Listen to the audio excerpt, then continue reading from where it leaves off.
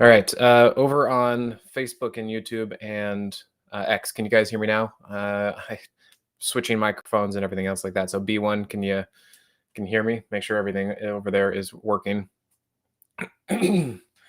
So I'm waiting for just a second to get a response because I think it should be good. Yeah, it should be good. All right. Yeah, I know there's audio in the Moxie room, so that's good. Really, I'm just trying to figure out if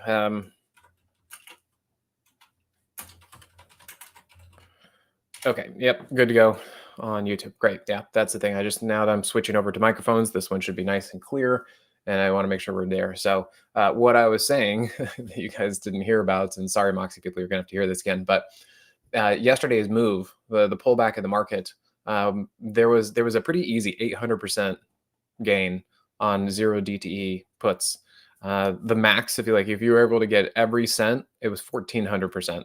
So let's just be conservative about it and just say, hey, look, if you can catch any of it, there was a pretty solid 800%. And it's these kind of opportunities that are pretty darn frequent in these things that make it so my interest and my desire to trade them is extremely peaked. And this is why I'm starting to do it. This is why I have the webinar tonight. So I want to make sure that you guys know about that.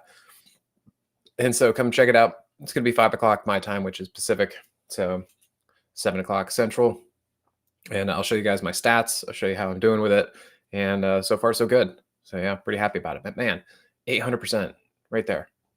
Just it doesn't even look like it. And then these things pay that kind of amount. So yeah, pretty darn exciting. All right.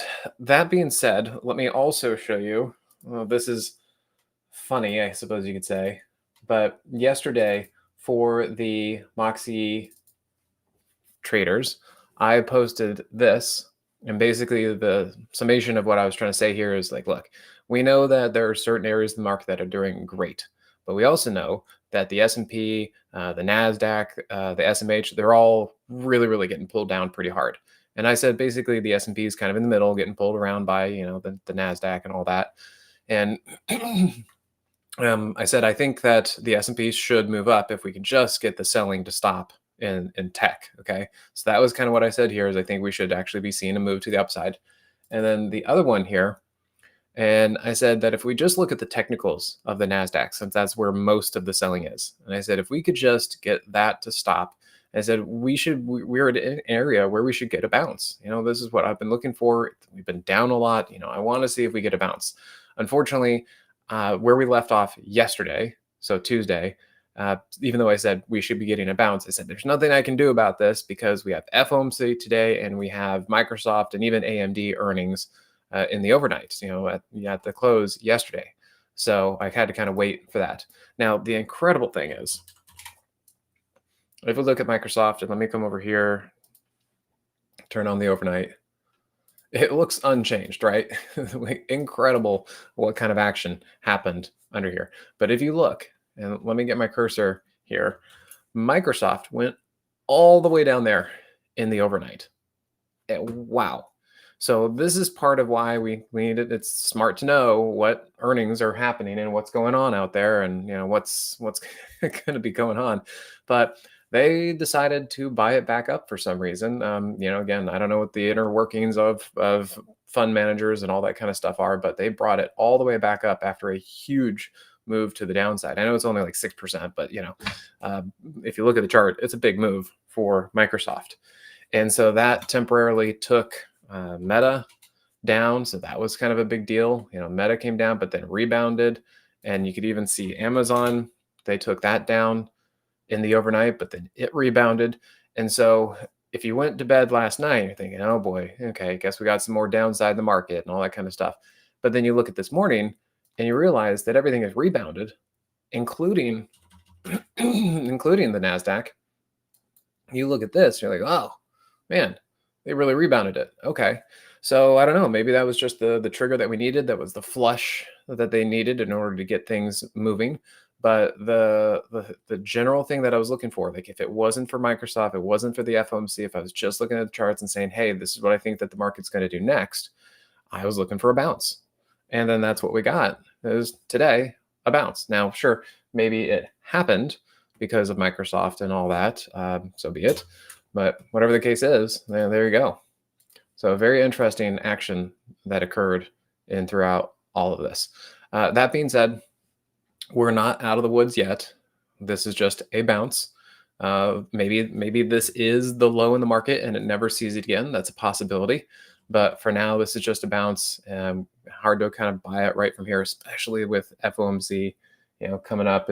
We just gotta wait and wait for more structure. This is just, it's too far up. It's gapping.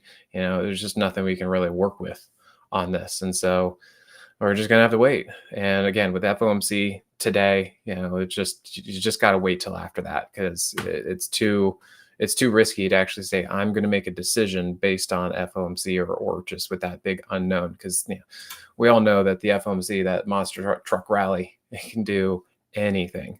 Now, I do like the idea of this starting to repair itself and actually starting to kind of hammer out a bottom and start to work up. That would be great. But as I said, we need to see some more process. And so just right here, right now, it's too early to really get that figured out. And we're just going to have to wait. Okay. We need a little bit more time, a little bit more data to get this thing figured out. And then we'll really make some judgments and assessments after the FOMC. So that being said, some of the other things that we've talked about are the cryptos.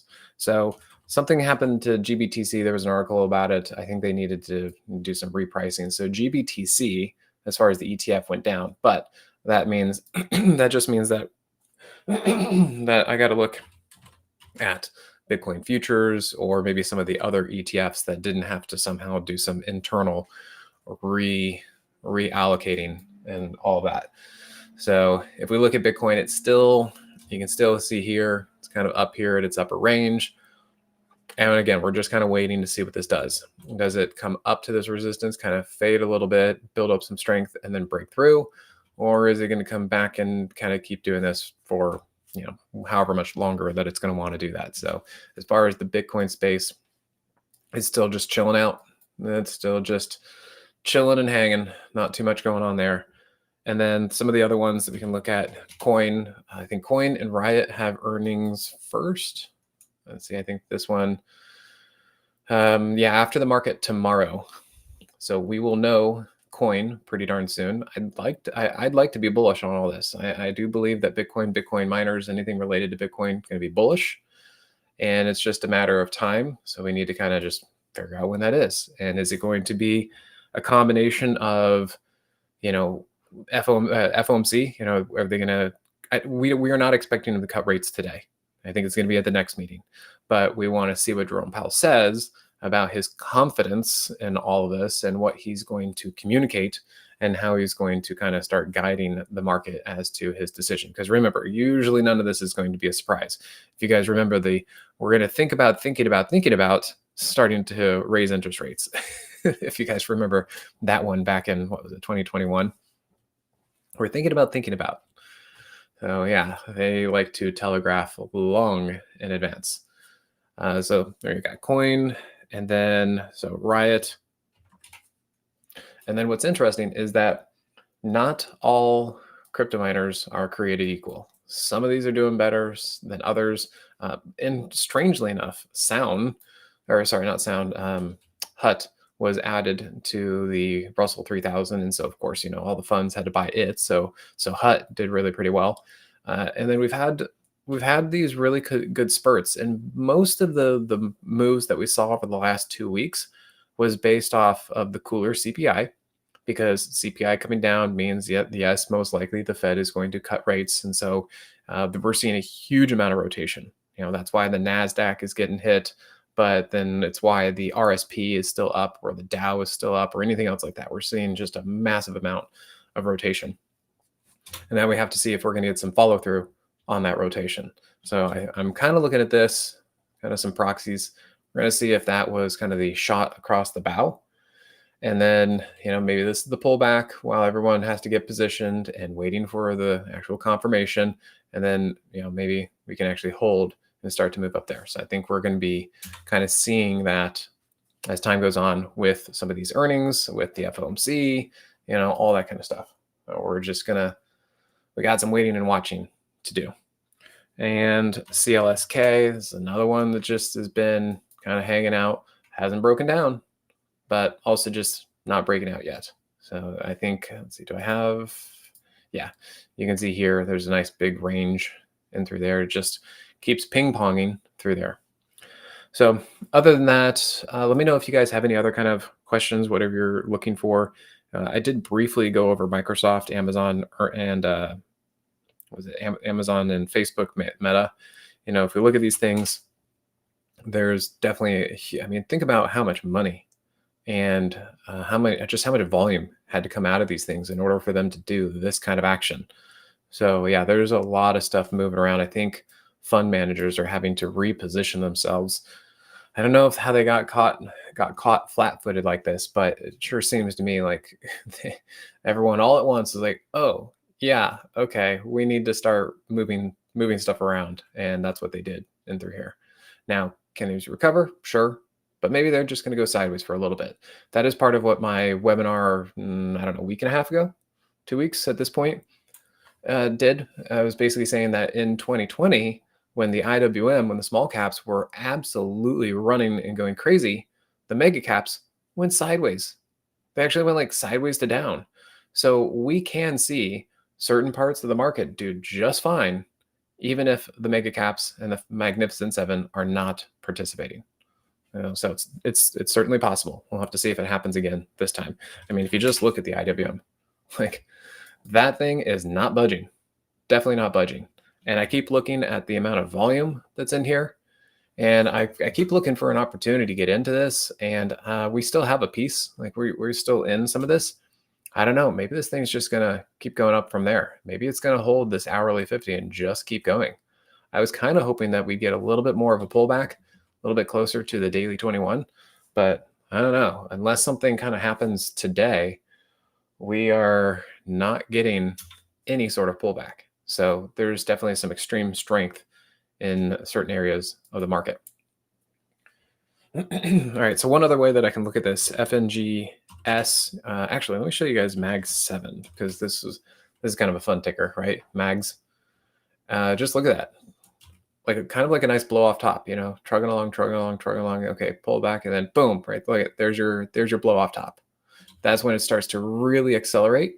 It starts to get vertical. People are going like, get some FOMO. They got a lot of activity going on, like, oh my God. And right there, that's your blow off top. And you could just see how it kind of jumps the shark, right? Just like really gets up and out there. Yeah, that one did it too, but this one did it to an even bigger extent. And that was it. That was the way that it marked, like that was the end of the move. It was a nice kind of a blow off top situation. We look here. Oh yeah, you can even clearly see this on the weekly chart. It's a relatively new ETF, but look at that. Nice big jump. A jump in the shark and big volume right at the top.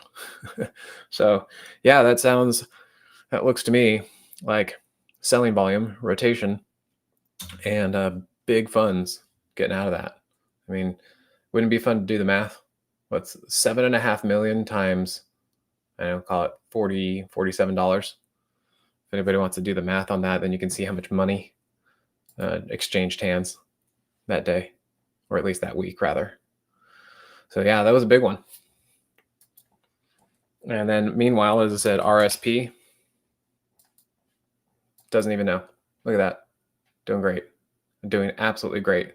So yeah, huge rotation going on out there.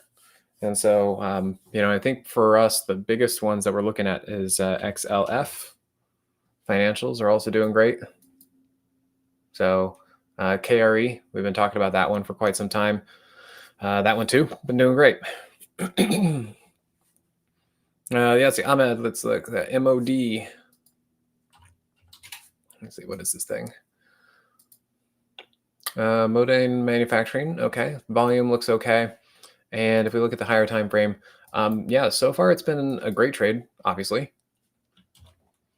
Been following the monthly 10 very, very nicely. The only thing I can say is, it's getting up here, but it's been there before. So it's a little bit challenging to say like, oh my gosh, this is going to be the point at which it starts to, not work anymore. But just know it is I mean, it's been an incredible name. And at some point, they do like to take a breather. And you can see here on the weekly chart, right there, it did start to take a breather, but it's been doing a great job actually respecting the weekly 21. So I would say on a weekly time frame, as long as this thing can keep holding the weekly 21, you're pretty good.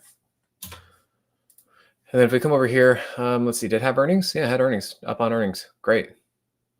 It's getting a little bit sloppy, a little bit messy, but as long as it can continue holding these moving averages, it seems to be holding the daily 50 here. You want to see it get back over the hourly 50, which it is. Now you just need to actually see this thing hang on to it. So yeah, I mean, it's, as I said, it's just getting a little bit sloppy, but maybe that's because it just got overbought and it needed to come sideways a little bit. So just keep watching this thing and seeing if it can actually hold these moving averages. I wouldn't keep chasing it here. Usually there's an opportunity. I would say at least watch for price to pull back into the hourly 50, which you see pretty consistently. So if you do think this is going to continue, it's great, but I don't chase it here. I would wait for some sort of flag or pullback, like that or like that. Those would be good opportunities to get in to help verify this thing's going to work for you. But sounds like you're already in and all that kind of stuff. Yeah, okay, so it's a cooling company for NVIDIA GPUs. So this sounds like the company that sells the picks and the axes as opposed to the people who actually try and go find the gold. And I think that's a great play. Sell the equipment to support the industry. Sounds great.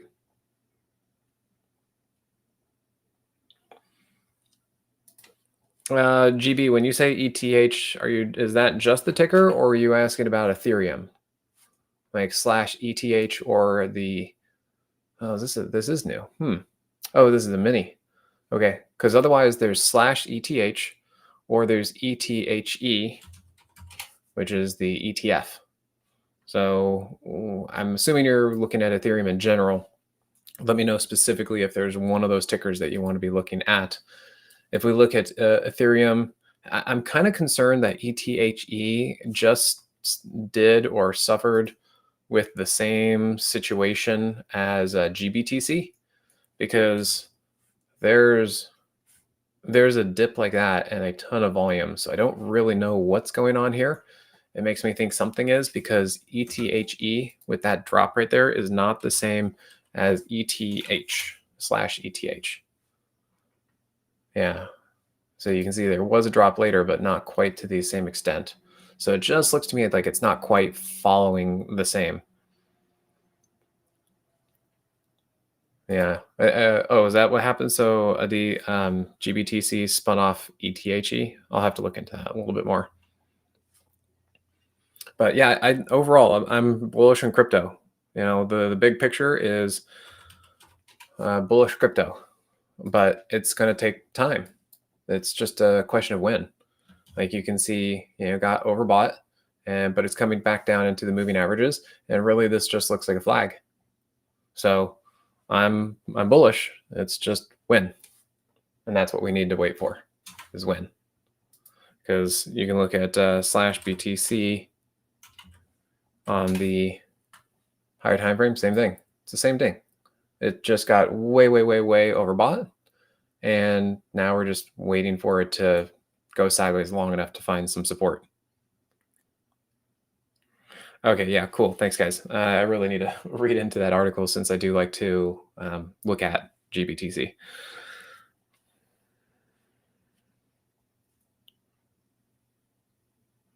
Okay, yeah. Yeah, I definitely got to look at that. So you got the ETF approval. Okay,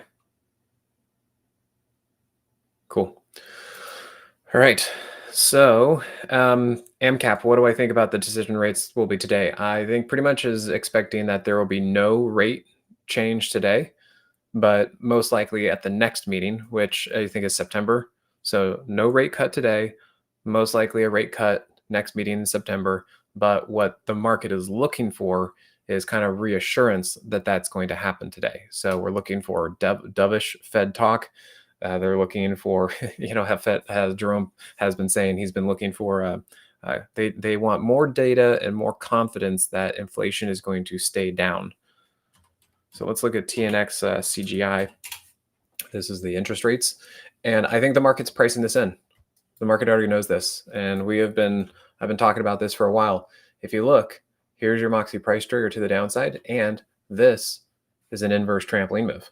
So even I've been looking at this and saying, yeah, the market is done with interest rates being higher and up and everything else like that. So we should be looking for this to come back down. And you can see here, it sure looks to me like this is going to be the start of interest rates coming back down. Yes, they have dipped below the monthly 10 before, but this one looks like it's actually going to start trending that direction.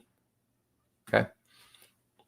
All right. And then just before we get going, I want to follow up with the rest of the Moxie group, since we were talking about this all morning. Looks like our call credit spread is going to make some money. I don't know how big, we're just looking for a few points. But if you guys look at this, since we were talking earlier, took a little bit of time. But I was expecting price to get rejected by the 1 minute 50 or something like that. And it kind of kept crawling up just a little bit. But again, now you can see that price is actually starting to break back below the 1 minute 50. We're breaking the 5 minute 8. And we still have this huge gap between price and the 15 minute 8. So I continue to look at this as probably most likely the top for now. Again, everything changes after FOMC. Okay, we're going to be out of this before the FOMC. This is just trying to see if we can catch some softness. And basically, I thought this was going to be the top of the market, so we sold something up here, and any kind of time theta decay that we can get here is going to be good. And so, yeah, look at this, guys. This is what I wanted to follow up. You see now that cascade that I was talking about this morning. Oh, and so any of you over at Facebook and YouTube and X and anyone else out there, because of my zero DTE stuff that I'm really starting to incorporate and do a lot of, I'm having a webinar tonight. So come check it out. It's free. I'll show you guys my stats and everything I've been doing. But also I've added my room changes. So I'm adding Monday, Wednesday, Friday. I'm in there 9 o'clock Central to talk about like what the market is, what's going on, what I'm seeing. And we're going to be taking some active trades and talking about that. And today was one of those. I did put a put on. That put is probably not going to do much, but I'm willing to hold it into the end of the day in case something crazy happens, because with these zero DTEs, they can definitely turn around in a hurry. And they're so cheap and they can make so much that I'm just willing sometimes to just let it go. But to compensate for that, and so maybe what we can do is kind of go for, to make up for that, we sold these calls. And really, I'm just kind of looking for this and looking for price to roll over and just get some softness. I don't expect it to really, at this point, probably drop too much. Probably just sideways and more fading like that. And any kind of fade should then allow premium to come out of this and into our pockets. And as I said, with the Moxie group, I wanted to show you the progress of how this is happening on the 2 minute. You can see it on the 1 minute. Now we see it on the 2 minute. Now we see it on the 5 minute. And then we'll see what we get on the 15 minute. Okay. So good update on that one. And yeah, as I said, loving the zero DT stuff. I see just lots of potential. There was an easy 800% move yesterday. I just keep looking at that. I'm like, man, these things are all over the place. We just have to be taking them. All right, guys. So I'll see you tonight. Those of you in the social medias out there, I'll see you tonight for the webinar. And other than that,